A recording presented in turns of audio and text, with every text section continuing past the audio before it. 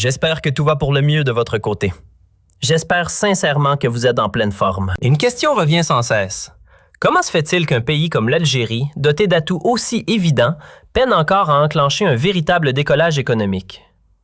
Comment expliquer qu'elle n'arrive pas à franchir le cap du statut de nation émergente alors qu'elle possède un territoire immense, des richesses souterraines considérables, un climat méditerranéen envié, une mosaïque de paysages et surtout une ressource précieuse entre toutes, une population jeune, nombreuse, avec une dynamique démographique importante mais relativement maîtrisée?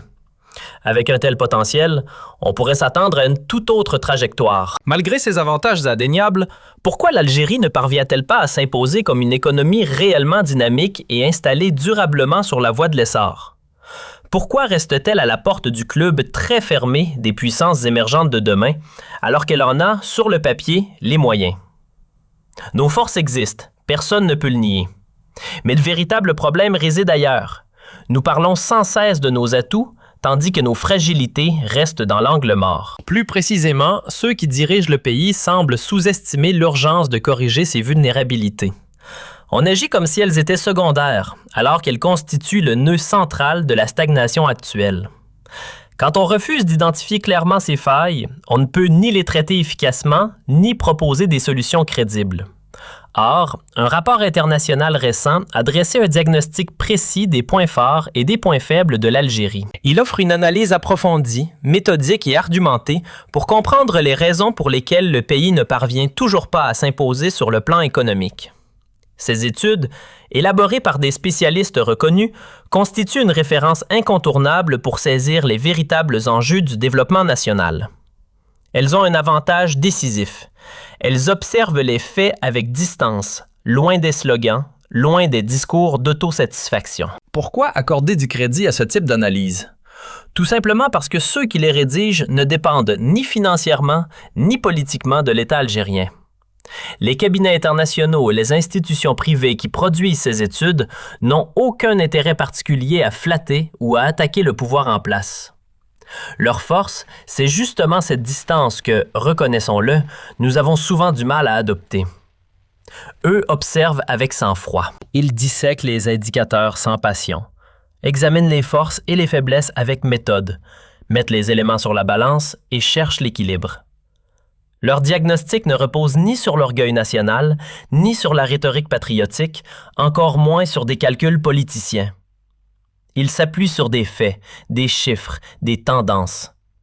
Et c'est précisément ce regard détaché qui rend leurs conclusions parfois inconfortables, mais précieuses. Le document dont il est question aujourd'hui, vous le voyez affiché, s'intitule Country Risk Atlas 2026, publié par Allianz. Certains connaissent ce nom à travers l'Allianz Arena, le stade emblématique du Bayern de Munich. D'autres, notamment ceux qui vivent en Europe, savent qu'il s'agit d'un mastodonte de l'assurance. Allianz, entreprise allemande, figure parmi les leaders mondiaux dans les services financiers et l'assurance. Elle compte plus de 150 millions de clients répartis sur presque tous les continents. Sa présence est particulièrement marquée en Europe occidentale et en Amérique du Nord, avec une implantation notable en Asie, même si le continent africain reste moins couvert. Au sein de ce groupe, une entité spécialisée opère sous le nom d'Allianz Trade, anciennement connue sous l'appellation Euler Hermès. Cette filiale se concentre sur l'évaluation des risques commerciaux et l'assurance crédit. En clair, elle accompagne les entreprises qui envisagent d'exporter, d'investir à l'étranger ou d'implanter des activités hors de leurs frontières. Son rôle est stratégique. Mesurer les dangers financiers, anticiper les défauts de paiement, sécuriser les opérations internationales. Chaque année, Allianz Trade publie son fameux Country Risk Atlas, un rapport conséquent, près de 180 pages, qui passe au crible l'ensemble des États de la planète. Ce n'est pas un simple document de communication. C'est une étude approfondie qui classe les pays selon leur niveau de risque économique et commercial, offrant aux entreprises une boussole pour décider où placer leurs capitaux et où, au contraire, avancer avec prudence. En réalité, ce classement agit comme un thermomètre mondial du danger. Il distingue les territoires où placer son argent relève presque de la témérité et ceux où l'investissement peut se faire avec un minimum de sérénité. Qu'il s'agisse d'un géant multinational ou d'une PME ambitieuse cherchant à franchir les frontières, aucune entreprise sérieuse ne s'aventure à l'international sans préparation. Avant de poser un pied dans un nouveau pays, elle analyse le terrain, scrute le marché, évalue la concurrence et surtout, elle mesure le niveau d'exposition au risque. Car investir ne se résume pas à éjecter des capitaux en espérant un rendement. Il faut mobiliser des fonds, comprendre la demande locale, anticiper la rentabilité. Mais au cœur de tout cela se trouve une variable décisive, le risque. Et ce risque prend plusieurs formes. Il y a la dimension politique, instabilité, conflit, coup d'État, crise sanitaire ou catastrophe naturelle. Aucun investisseur rationnel n'ira engager ses ressources dans un environnement chaotique. Il y a également la dimension financière, solidité du système bancaire, crédibilité de la monnaie, stabilité du taux de change, convertibilité de la devise. Une monnaie imprévisible peut anéantir un projet rentable sur le papier. Et puis vient l'aspect économique. Performance industrielle, pouvoir d'achat des consommateurs, structure fiscale, pression des taxes, diversité des secteurs productifs, capacité à produire localement ou dépendance excessive aux importations. Investir à l'étranger revient donc à passer au crible un ensemble complexe de paramètres. C'est précisément pour cela que ce rapport est considéré comme une référence mondiale, parce qu'il synthétise méthodiquement tous ces facteurs et offre une lecture fiable du niveau de risque. Ce document est devenu un outil incontournable aussi bien pour les grandes multinationales que pour les entreprises de taille plus modeste souhaitant exporter, nouer des partenariats, créer des coentreprises ou implanter des filiales à l'étranger. Son analyse repose sur une batterie d'indicateurs. 17 variables à court terme et 18 à moyen terme, destinées à anticiper un danger central pour toute société internationale, le défaut de paiement. Car il existe deux grandes stratégies d'expansion. La première consiste simplement à vendre depuis son pays d'origine vers un marché étranger. On produit chez soi, on expédie à l'extérieur. Mais même dans ce cas, le risque est bien réel, celui de ne jamais être réglé par son client. Imaginez. Vous exportez vos produits, tout semble en ordre, puis le client étranger ne paie pas. La conséquence est immédiate. Trésorerie fragilisée, perte financière, réputation affectée. Ce scénario peut mettre une entreprise en difficulté.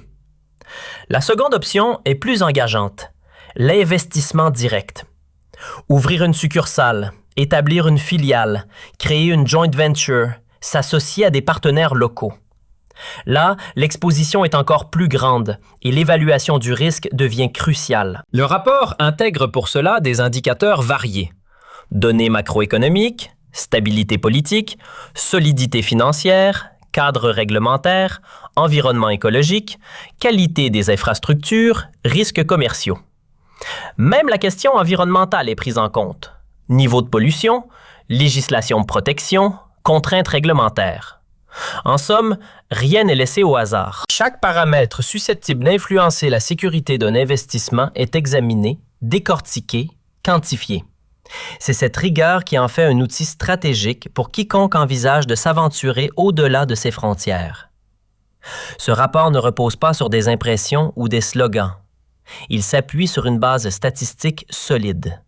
Données internes sur les défaillances d'entreprises à l'échelle mondiale, croisées avec des références extérieures reconnues comme la Banque mondiale ou le FMI. Allianz Trade mobilise à la fois ses propres indicateurs et ses sources internationales pour construire son Country Risk Atlas. Au terme de cette analyse, chaque pays reçoit une évaluation. Oui, une note claire, lisible, comparable. Si vous regardez les extraits, vous verrez l'Algérie aux côtés d'autres États comme le Maroc, l'Égypte ou la Tunisie. Tous sont passés au crible et classés. Les meilleures performances obtiennent des catégories allant de A à A1. Ensuite viennent les niveaux B, puis C, et ainsi de suite. Autrement dit, personne n'échappe au verdict. Et cette notation ne s'arrête pas aux lettres. Elle s'accompagne d'un code couleur qui rend la hiérarchie encore plus explicite. Le vert signale un environnement sûr, le jaune indique une situation intermédiaire, et le rouge, inutile de tourner autour du pot, correspond à un risque élevé, comme c'est le cas pour certains pays de la région. C'est ainsi que le monde est rangé, selon la stabilité, la fiabilité et la solidité économique. Prenons la Suisse. Économie ouverte, institutions robustes, prévisibilité politique, elle figure naturellement parmi les mieux classées. À l'inverse, les pays marqués par l'instabilité récoltent des appréciations moins flatteuses. L'Algérie, elle aussi, a été évaluée selon cette méthode. Ce qui rend ce classement particulièrement intéressant, c'est son impartialité. Il ne repose ni sur des élans patriotiques, ni sur des considérations idéologiques. Il s'appuie sur des critères mesurables, ce qui lui confère une réputation de sérieux difficile à contester. Pour l'Algérie, le rapport résume la situation par un intitulé qui en dit long. Une phrase suffit à encapsuler l'état économique et politique du pays. La faiblesse des cours du pétrole provoque des tensions budgétaires et financières. Tout est là. Depuis 2025 à 2026, la dépendance aux hydrocarbures demeure écrasante malgré les discours optimistes et les promesses répétées de diversification. Les annonces officielles parlent de transformation, mais la réalité reste tenace. Les exportations algériennes proviennent encore à plus de 90% du pétrole et du gaz, ainsi que de leurs dérivés.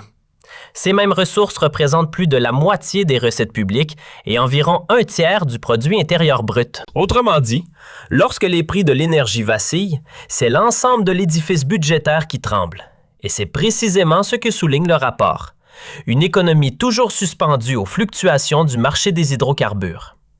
D'après ce rapport, l'Algérie occupe la 50e place mondiale en matière de produit intérieur brut. 50e. Dit comme ça, cela semble honorable. On peut même dire que le pays figure parmi les 50 économies les plus importantes de la planète. Sur le papier, c'est flatteur. Mais ce positionnement s'explique en grande partie par la révision statistique opérée ces dernières années, ce fameux rebasage. Avant 2022, le PIB restait en dessous de la barre des 200 milliards de dollars. Puis, à partir de 2023 et 2024, les chiffres ont franchi ce seuil, atteignant environ 263 milliards en 2025. Il faut comprendre ce que cela signifie. Il ne s'agit pas d'une explosion miraculeuse de la production réelle, mais d'un ajustement méthodologique. L'économie produit en dinars.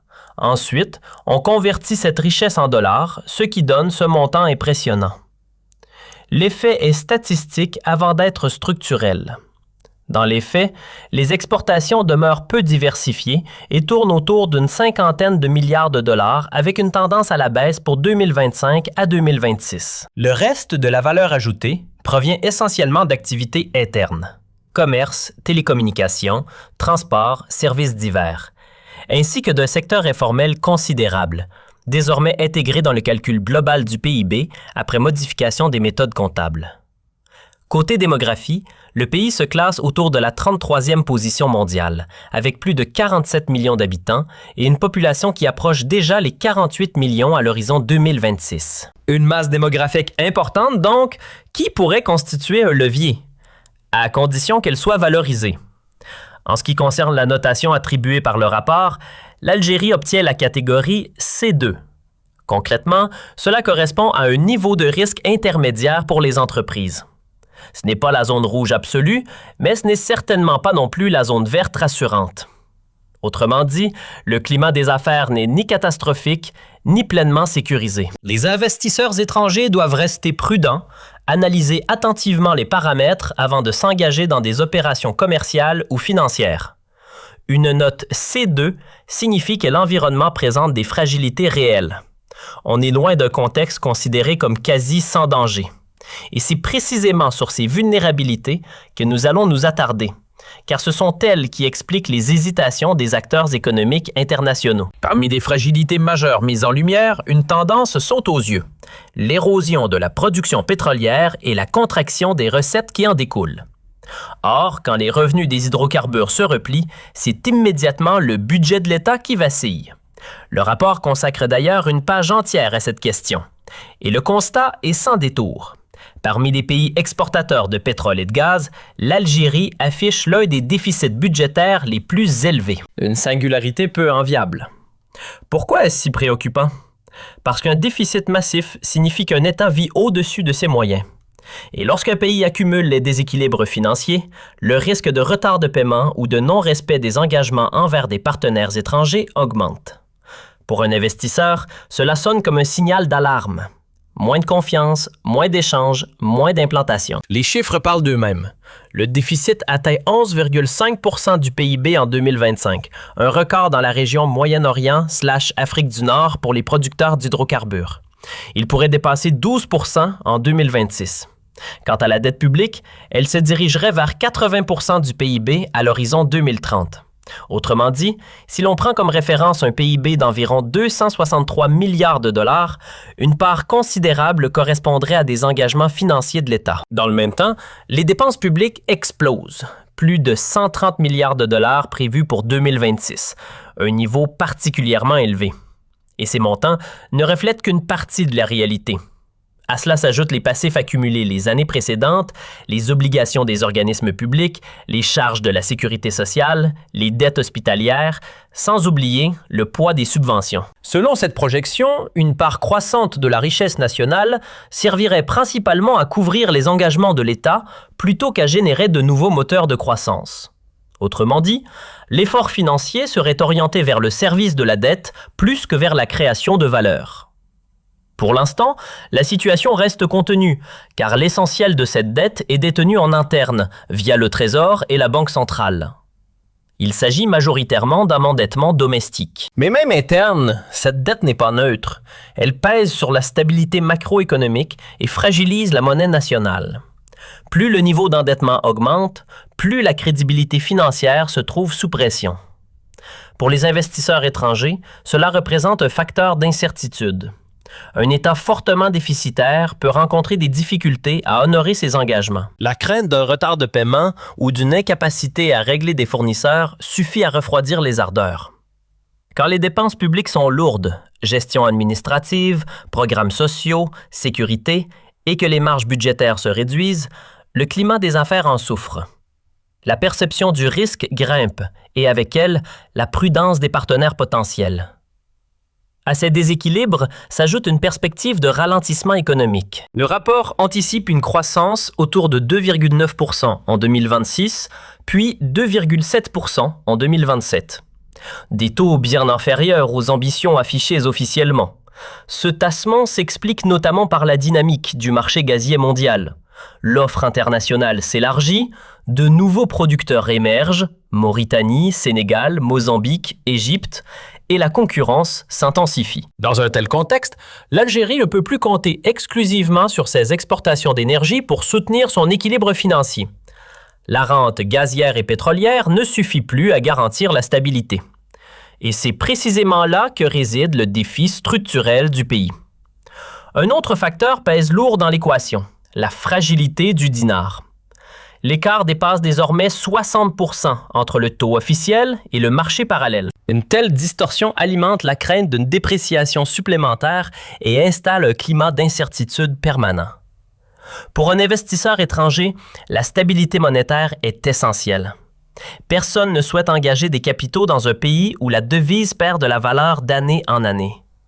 Imaginez injecter 1 million d'euros ou de dollars dans un projet. Sur le papier, l'investissement paraît solide. Mais si, 12 mois plus tard, la monnaie locale s'est affaiblie, la valeur réelle de votre placement fond. Ce que vous avez acquis en dinars ne vaut plus la même chose une fois reconverti en devise forte. Résultat, la rentabilité espérée s'évapore. Et cette incertitude monétaire agit comme un puissant répulsif pour les entreprises étrangères. Prenons un exemple concret. Supposons l'achat d'un appartement à Alger pour 2 milliards de centimes, payé en euros ou en dollars. Si, dans l'intervalle, le dinar se déprécie davantage, la valeur de revente exprimée en devises étrangères diminue. Autrement dit, même si le prix en dinars reste identique, le gain potentiel disparaît lors de la conversion. Une baisse annuelle de 3 à 4 % suffit à éroder progressivement tout bénéfice. On investit en monnaie forte, mais les revenus sont perçus en dinars. Ensuite, il faut reconvertir, et c'est là que la perte apparaît. Cette incapacité à stabiliser la devise et à réduire l'écart entre les deux taux de change nourrit la méfiance. Elle limite l'attractivité du pays et complique la confiance des partenaires internationaux. Autre faiblesse structurelle, la place réduite du secteur privé. L'économie reste largement dominée par les entreprises publiques. Or, selon les estimations du rapport, seuls 20% des prêts accordés par les banques aux sociétés d'État seraient réellement performants. Cela signifie qu'environ 80% de ces crédits ne génèrent ni remboursement satisfaisant, ni rendement durable. Un tel niveau de prêts non productifs fragilise le système financier et freine l'efficacité globale de l'économie. Enfin, le volet politique entre également en jeu. Le rapport ne prévoit pas de changement majeur du régime, notamment après l'élection présidentielle anticipée de septembre 2024 qui a confirmé un second mandat. Il souligne aussi que les mouvements de contestation ont été contenus avec fermeté en 2025. Pour les investisseurs, la stabilité institutionnelle est un facteur clé. Mais lorsqu'elle s'accompagne de tensions sociales ou de restrictions, elle peut également nourrir des interrogations sur le climat à long terme. Un autre point que le rapport met en lumière concerne les déséquilibres sociaux persistants. Les données officielles évoquent un chômage autour de 11 %, tandis qu'entre 30 et 40 % des actifs évoluent dans l'économie informelle. À cela s'ajoute une participation féminine au marché du travail particulièrement limitée. Mais ce qui retient surtout l'attention, c'est le malaise de la jeunesse. Le manque d'opportunités, combiné à un chômage plus marqué chez les jeunes, alimente un sentiment de blocage. Résultat, malgré un niveau d'alphabétisation élevé, une partie importante des compétences formées localement choisit l'exil. Or, pour un investisseur, la disponibilité d'une main-d'œuvre qualifiée est déterminante. Si les profils les plus compétents partent vers l'Europe ou ailleurs, il devient difficile de bâtir des projets à forte valeur ajoutée. Une économie qui perd ses talents affaiblit ses propres fondations. Ce climat social, marqué par la frustration et la fuite des cerveaux, constitue donc un frein réel à l'attractivité du pays. Sur le plan diplomatique, le rapport souligne également la complexité des relations avec la France. L'année 2025 a été jalonnée de tensions, d'incidents politiques et même d'expulsions réciproques de diplomates. Or, les différends diplomatiques répétés ne créent pas un environnement rassurant pour les affaires. Les grandes multinationales, comme les entreprises plus modestes, hésitent à s'engager dans un pays dont les rapports avec des partenaires commerciaux majeurs sont instables. La France demeure pourtant un acteur économique de premier plan. Investisseur significatif, partenaire commercial stratégique et source importante de capitaux, notamment en Afrique. À l'échelle internationale, l'Algérie revendique un positionnement de puissance régionale indépendante, entretenant des liens historiques avec les pays du Sud. Le rapport note également un rapprochement accru avec la Chine. Par ailleurs, l'étendue du territoire et la richesse des ressources minières constituent un potentiel considérable, notamment dans le contexte de la transition énergétique et du développement des technologies liées à l'intelligence artificielle. Cependant, l'hésitation persistante des entreprises étrangères face à un climat économique jugé complexe risque de continuer à freiner les investissements. Le diagnostic se veut équilibré. Il reconnaît les atouts tout en pointant les vulnérabilités. Parmi ces atouts, l'Algérie reste un acteur majeur du gaz naturel en Afrique. Elle dispose des deuxièmes réserves régionales après le Nigeria, figure parmi les principaux fournisseurs de gaz vers l'Europe par pipeline et exporte du GNL. Ces éléments confèrent au pays une importance géostratégique indéniable. Mais un cycle récurrent semble entraver ce potentiel. Les tensions diplomatiques, les incertitudes politiques, les inégalités sociales et l'exode des talents entament la confiance. Une gouvernance perçue comme défaillante fragilise l'image du pays auprès des partenaires économiques internationaux. Ainsi, malgré l'immensité du territoire, l'abondance des ressources naturelles et les richesses minières, la transformation vers une économie émergente tarde à se concrétiser. Les obstacles ne résident pas dans l'absence de moyens, mais dans la difficulté à corriger les dysfonctionnements structurels. Tant que ces failles persistent, et parfois s'accentuent, le décollage économique restera inachevé.